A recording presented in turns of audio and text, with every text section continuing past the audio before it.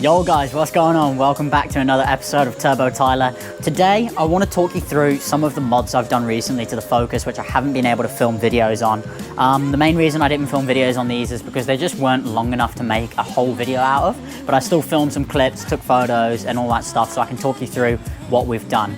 So it was a little bit, I've basically done a bit more track prep for the Focus, fixing some issues from the last track day and also preparations for the new track days. And we're going to start under the hood. So one of the things that the Focuses often suffer with is the coolant hoses expanding. This is mainly, I found a bigger problem over here, like in New Zealand and Australia. The UK guys don't seem to suffer with it as much, but I see on the forums in Australia all the time, guys bursting their coolant hoses. So what happens is the hose over time just gets hot and it starts to become like twice the size of what it was originally, which I'll put in a photo of one of mine that looked like that, which is the reason I wanted to change the hoses. And what happens is that hose is just going to get bigger and bigger and bigger until one day it's just going to burst. Then all the coolant drops out the bottom and the head gasket blows because it overheats and it warps the head, and then it's basically bye-bye engine. And that's definitely not what I wanted to happen. And I noticed after we did that first track day, I noticed one of my hoses started to swell. So I definitely wanted to go ahead and change them. I didn't want to just change them for OEM. I wanted to upgrade them and I wanted to look cooler. So what we went ahead and got was a full silicone coolant hose kit. I went for orange, obviously, because the car's orange. So I found that no one really sells a whole kit.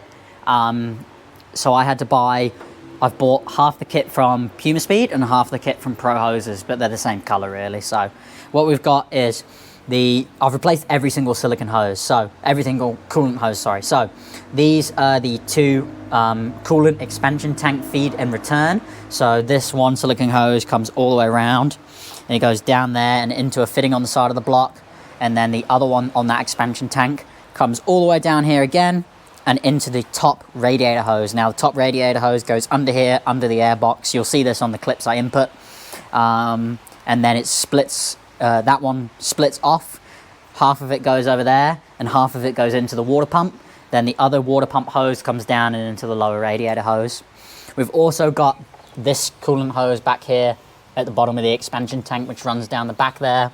And then the two which have actually given me a little bit of a shit, these two back here. So these two are Pro Hose ones, and you'll see I haven't got my original push lock fittings anymore, and that's because mine was so brittle they broke. So what I ended up doing was replacing it with this is just a metal pipe. I chopped the fitting off both sides and just blanked it, well, not blanked it off, but used the pipe so the coolant just flows through there.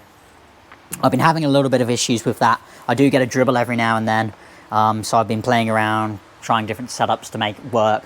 If you got any suggestions, let me know.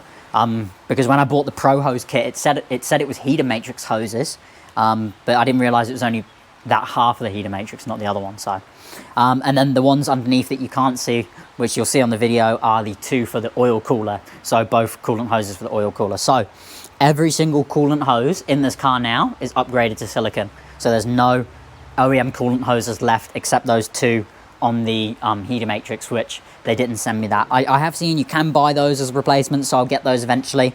That'll stop my issue with that pipe leaking as well, so I will go ahead and get those eventually. It's what I thought I was getting, but that's not how it worked out, unfortunately.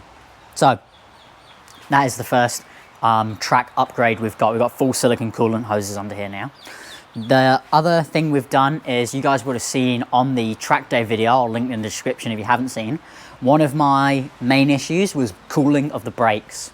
You'll see in the previous video I did upgrade the rotors to slotted, but I wanted to get more airflow to the brakes. So if we step back and have a look at the front end of the car now, you'll see that the fog lights are no longer there, and we now have this corrugated pipe in here. So I did this around Christmas time, so it was ages ago now, and I didn't film it because there was a lot of trial and error and it happened over a few days. But what I've ended up doing is I've deleted the fog lights on both sides to save a little bit of weight as well. And then this corrugated hose, I've got this corrugated hose running all the way through into the wheel arches, and we'll take the wheels off in a minute and show you. So they're just pointed in the wheel arch, pointing at the back of the brakes. I have seen other guys on like proper race cars that go all the way to the dust cover, but I was worried about having clearance issues with my drive shaft, and I actually tested these by putting a hairdryer at this side and blowing the air through, and the air does pass all the way through. So this stuff was super easy to work with because you can literally just pull it out like this, right? And the unique stuff about this is from Bunnings, by the way. This is for like corrugation in the ground or whatever. It was like 30 bucks. Is this actually holds its shape. So you'll see in the photos that I input that I've routed this round like all sorts of shapes like this, and it actually holds its shape. So it was actually super easy to work with. And you'll see these pieces on the end. So these are actually caps that screw on. These are supposed to be joiners. So if you were actually using this for corrugation, you'd screw your one end, screw the other end in to extend it and join two pieces. But I use that to screw it in. And this was like perfect size to fit into my fog light. So this actually isn't held in by anything. I just screwed it in there really tight. You won't get that out. But if I did want to ever take the fog lights out or mess with the brake cooling ducts, it's the one Torx bit there, pull that off, and then I'd spin the whole fog light cover to unscrew it. So the brake cooling ducts on this side, which we'll show you in a minute, was super easy. There's like nothing on that side. All I had to do was route it around the gearbox to avoid the heat, but I've not had any issues. On this side, however, it is a bit of a story, because as soon as you remove that fog light, you'll see in there is the AC condenser.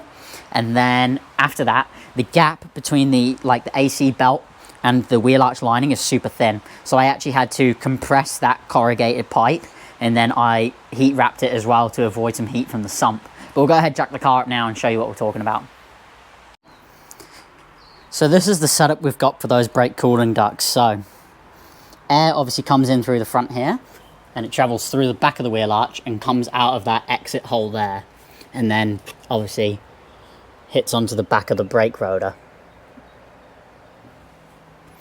So I'll show you on the passenger side first, because it's a lot easier to see. You can see we've got the duct there. You might be able to see a little bit. Yeah, that corrugated pipe there, that's the duct. Obviously comes out there pointing at the brakes. We'll get under the car. So that is the setup on the passenger side.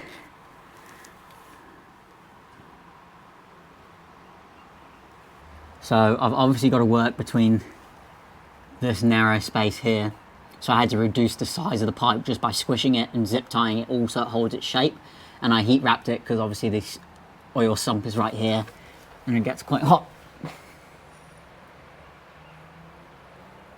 So those are my brake cooling ducts, which while we're underneath the car here, it brings me nicely on to the next little mod I wanted to show you, is my charge pipe.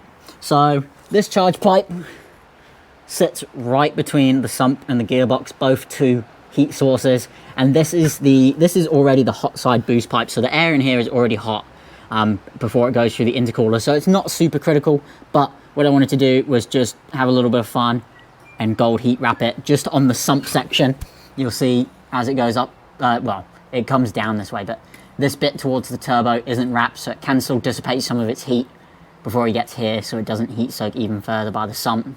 So those are two more track focus mods we've done right there. So now we've got the brake cooling ducts, heat wrapped charge pipe, we've got the silicone coolant hoses, and I got one more thing to show you, which is in the interior. So the last track focus mod I wanted to show you guys was a bit of custom fab that I did, and it's this right down here. I'll shine a light so we can all see.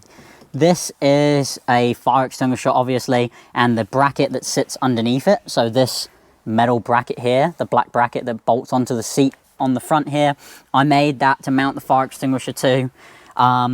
The reason I didn't film that as a full video is because it was such a bodge. I don't really have much equipment here for sort of metal stuff like that, so I had to bend it on the stair outside and just like hammer it and get it just shaped. But it actually turned out really well. Like, it looks really nice. And it obviously does the job. And so if I'm in the car and it unsets on fire, unfortunately, it's super quick release. So you just literally pull the tab. So you just pull the tab like that, and then boom, fire extinguisher's out. So super simple. I'm going to be adding one of those safety hammers with a seatbelt cutter to the center, so I can quickly cut my seatbelt, grab the fire extinguisher. So that is the last sort of track modification you guys wouldn't have seen. So there we have it, guys. Those are some of the more track focus mods that I've done to the track focus. I'm really excited to get this out on its next track day. Plans are in motion. I am going to be doing a lot of track days very soon. I've signed myself up, so I wanted to get this thing fully prepped. We've got a bunch more cool mods coming, more weight reduction, and plenty of other cool stuff lined up, cool videos on the Focus and car reviews and all that other good stuff that we have on the channel. So if you guys have been enjoying it, let me know in the comments, like and subscribe. Also, if you've got any more ideas on track focus stuff I can do, let me know. I'm all open ears. I want to make this thing as fast as we can. But I have been doing so much setup that now I think it's time that we add a little bit more power. So stay tuned, and I'll see you guys in the next one.